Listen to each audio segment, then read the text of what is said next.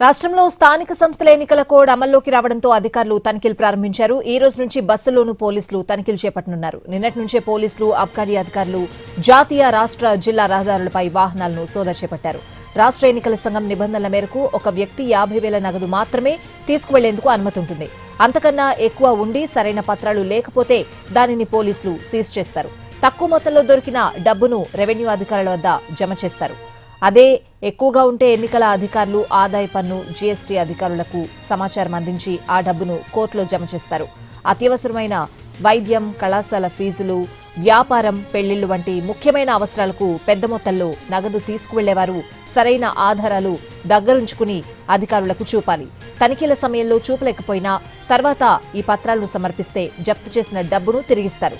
రాష్ట్రంలో ఎన్నికల కోడ్ అమల్లోకి వచ్చినందున నగదు రవాణాపై నిబంధనలు పాటించాలని ప్రజలకు అధికారులు సూచిస్తున్నారు.